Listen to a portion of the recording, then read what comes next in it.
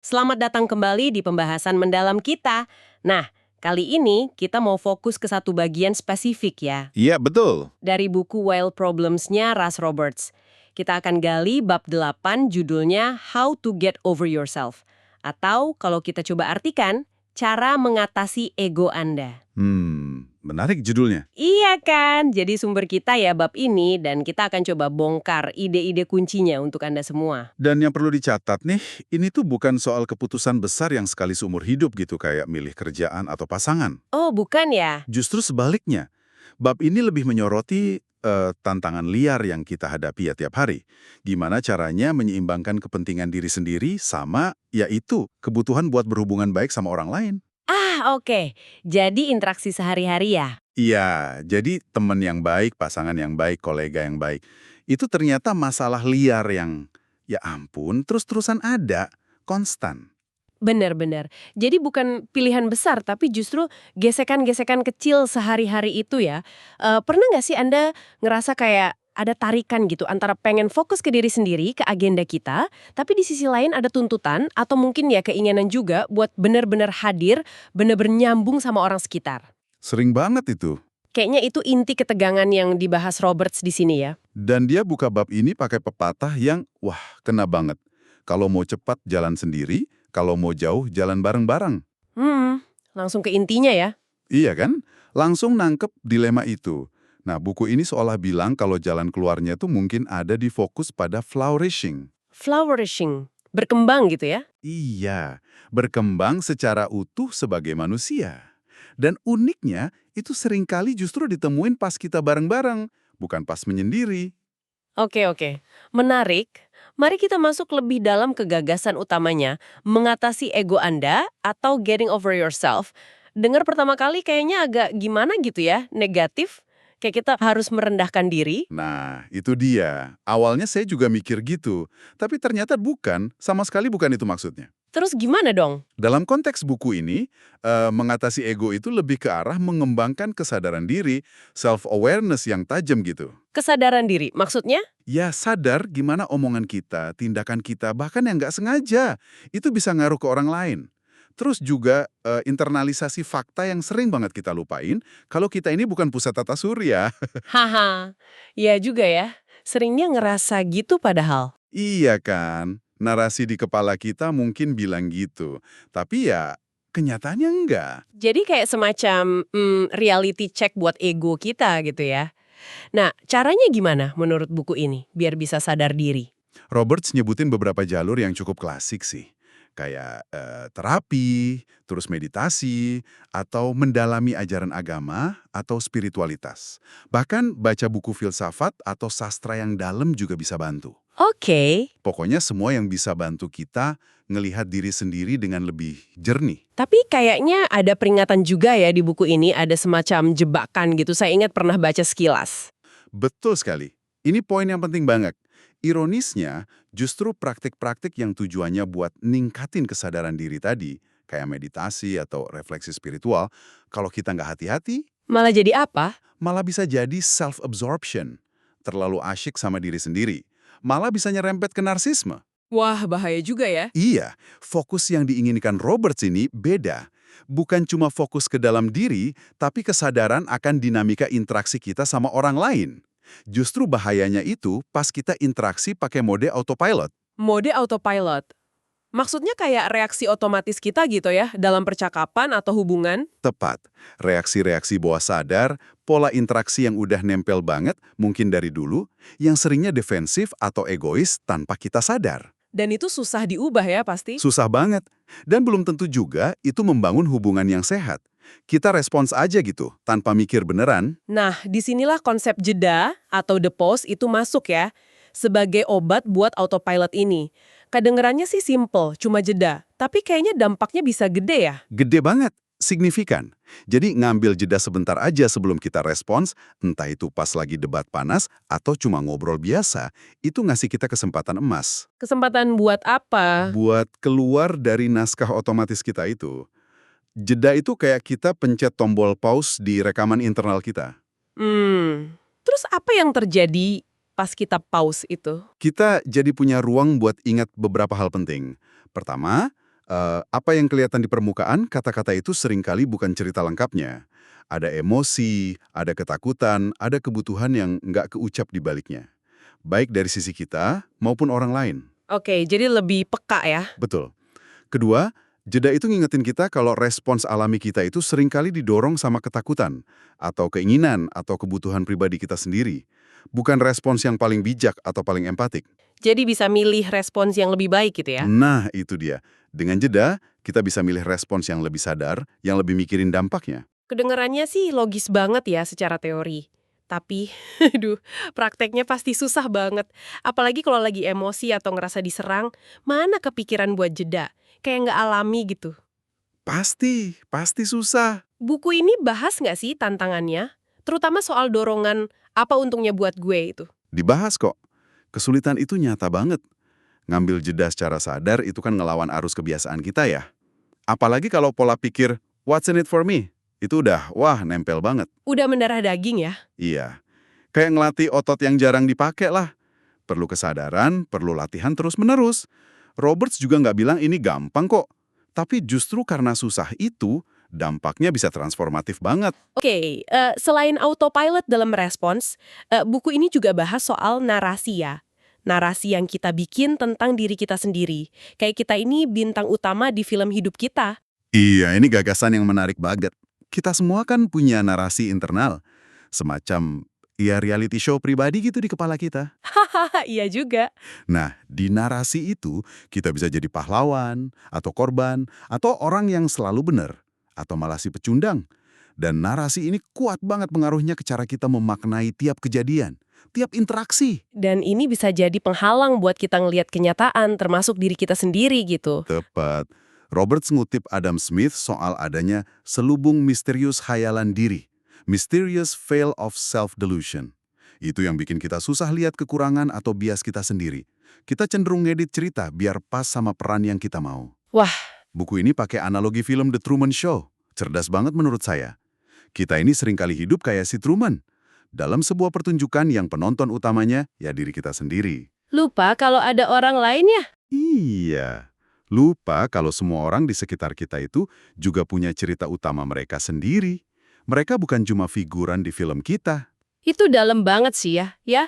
Gampang banget kita kejebak di perspektif egosentris ini. Nah, kalau kita terus-terusan jadi bintang utama di film kita sendiri, rasanya ada yang hilang ya dalam hubungan. Terus buku ini nawarin, apa ya, pergeseran cara pandang yang cukup fundamental, bukan? Sangat fundamental. Dan ini menurut saya salah satu insight paling kuat dari bab ini. Alternatifnya adalah ya udah berhenti lihat hidup sebagai pertunjukan solo, mulai lihat sebagai ensemble cast. Ensemble cast. Kayak di serial TV gitu. Iya, kayak di Friends atau Seinfeld atau film kayak Love Actually. Nggak ada satu bintang utama yang dominan banget. Fokusnya geser ke dinamika, ke hubungan, ke interaksi antar semua karakter. Semua orang punya peran penting dalam cerita bersama itu. Buku ini pakai analogi yang unik ya buat gambarin betapa nggak pasnya kalau kita tetap pakai pola pikir bintang utama itu. Yang soal Benedict Cumberbatch di drama sekolah. Iya, itu analogi bagus banget.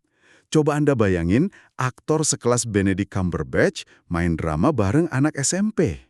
Wah, jomblang banget pasti. Jomplang banget kan? Interaksi yang tulus, yang setara, itu hampir nggak mungkin terjadi. Dia bintang besar. Yang lain cuma pemeran pendukung yang mungkin jadi minder atau ngerasa nggak relevan. Nah, Roberts bilang, tanpa sadar, kita sering banget memposisikan diri kayak Cumberbatch itu dalam interaksi kita sehari-hari. Maksudnya? Kita nganggap cerita kita, perasaan kita, agenda kita itu lebih penting. Orang lain jadi kayak figuran aja. Fungsinya cuma buat dukung narasi utama kita. Bahkan orang yang kita anggap rendah hati pun bisa gitu ya? Nah, ini yang menarik. Iya, bahkan orang yang nggak sombong pun secara alami cenderung lihat dunia dari kacamata mereka sendiri. Pengalaman mereka jadi pusat gravitasi narasinya. Ini bukan soal sombong atau enggak, tapi lebih ke bias perspektif alami manusia aja. Makanya, geser ke cara pandang ensemble itu perlu usaha sadar. Oke. Jadi apa dong implikasinya di kehidupan sehari-hari kalau kita coba nih pakai cara pandang ensemble ini? Gimana ini ngubah cara kita misalnya ngopi bareng temen gitu? Buku ini ngasih kontras yang jelas banget. Kalau pakai pendekatan karakter utama, Anda mungkin datang ke acara ngopi itu udah bawa agenda. Agenda. Iya, cerita apa nih yang mau disampaikan biar kedengeran keren?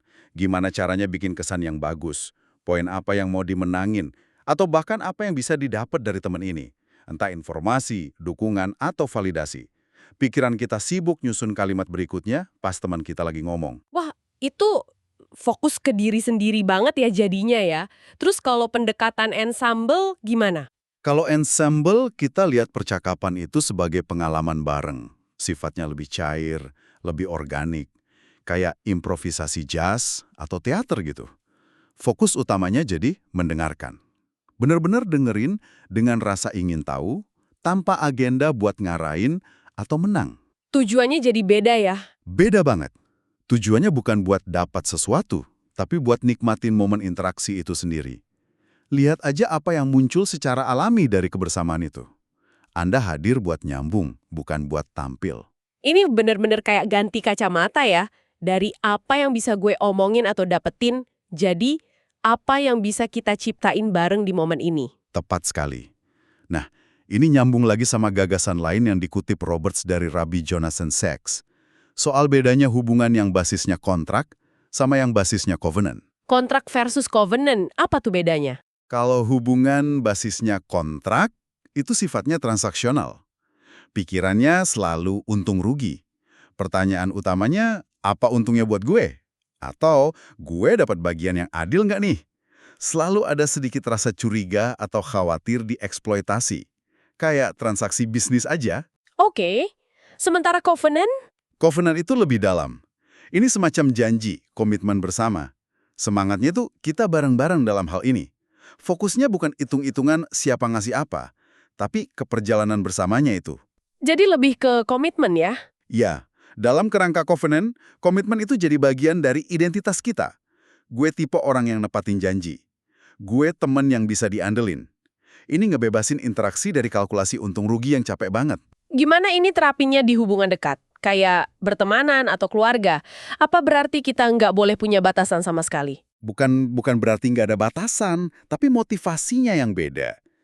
Dengan pola pikir covenant atau ensemble ini, kita lihat teman dan keluarga itu sebagai mitra seperjalanan hidup, bukan cuma sumber daya atau objek buat menuhin kebutuhan kita. Terus kalau kita berkorban, Nah, pas kita ngelakuin sesuatu buat mereka, bahkan pas lagi nggak nyaman, misalnya nemenin temen yang lagi sedih padahal kita capek banget, itu nggak lagi dilihat sebagai pengorbanan yang berat, tapi sebagai tindakan yang negasin komitmen kita ke hubungan itu.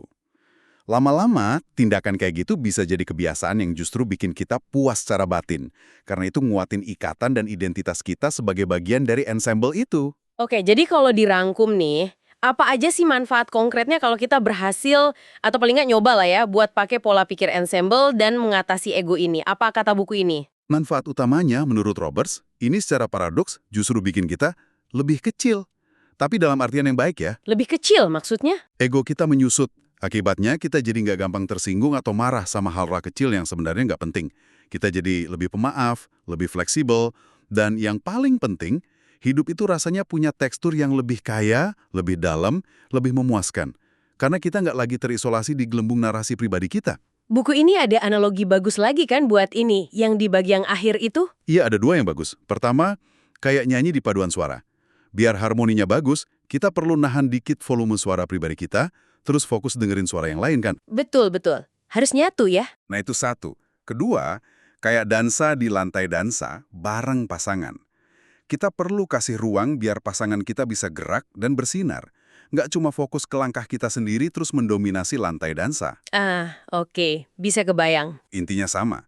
Sadari dorongan alami, apa untungnya buat gue. Terus secara sadar milih buat ngasih ruang, dengerin, dan hargain kehadiran sama kebutuhan orang lain. Dan semua ini ujung-ujungnya balik lagi ke konsep flourishing tadi ya, berkembang seutuhnya sebagai manusia. Tepat sekali. Mengatasi ego dan pakai cara pandang ensemble ini itu kunci buat keluar dari fokus sempit ke kepuasan diri sesaat. Roberts berpendapat kalau makna hidup yang sejati, flourishing itu, seringkali ditemuin bukan pas kita jadi pusat perhatian, tapi justru dalam koneksi, dalam hubungan, dalam kontribusi kita ke ensemble. Hal-hal yang seringkali adanya di dalam bayangan, kalau lampu sorotnya cuma ke diri kita sendiri. Artinya semua ini buat Anda, para pendengar. Kalau kita tarik benang merahnya, ya inti dari bab 8 ini kayaknya sebuah undangan, gitu ya. Undangan buat melakukan pergeseran fundamental.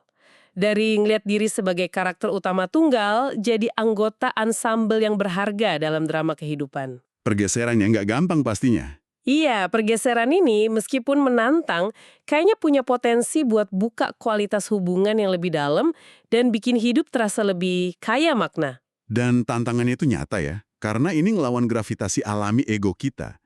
Kayak yang udah kita bahas tadi, ini perlu kesadaran, perlu jeda, perlu latihan terus-menerus.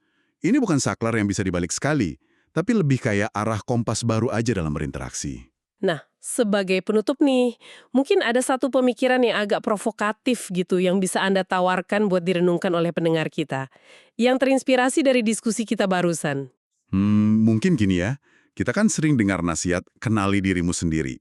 Gimana kalau cara paling efektif buat mengenal diri sendiri yang sesungguhnya, itu justru bukan dengan terus-terusan menganalisis diri sendiri dalam isolasi, Terus gimana? tapi justru dengan berhenti sejenak dari obsesi pada diri sendiri dan mulai benar-benar melihat serta menghargai orang lain. Bukan cuma sebagai pemeran pendukung, tapi sebagai karakter sentral lain yang ceritanya tuh nyambung dan ngebentuk cerita Anda juga. Wow! Gimana kalau cermin terbaik buat ngelihat diri kita, itu justru ada di kualitas hubungan kita dengan orang lain dalam ensemble kehidupan ini? Coba deh, mungkin dalam beberapa hari ke depan, perhatiin narator internal Anda. Apakah dia selalu nempatin Anda di tengah panggung? Terus, gimana rasanya kalau Anda secara sadar nyoba geser fokus, lihat interaksi dari sudut pandang ensemble, bahkan cuma buat beberapa saat aja? Pertanyaan yang sangat menarik dan wah menantang juga ya untuk dibawa pulang. Terima kasih banyak sudah berbagi wawasan dari bab 8 Wild Problems ini. Sama-sama. Semoga pembahasan mendalam kita kali ini bisa memberi Anda semua perspektif baru yang berharga ya untuk menavigasi hubungan dan interaksi Anda sehari-hari. Sampai jumpa di pembahasan berikutnya.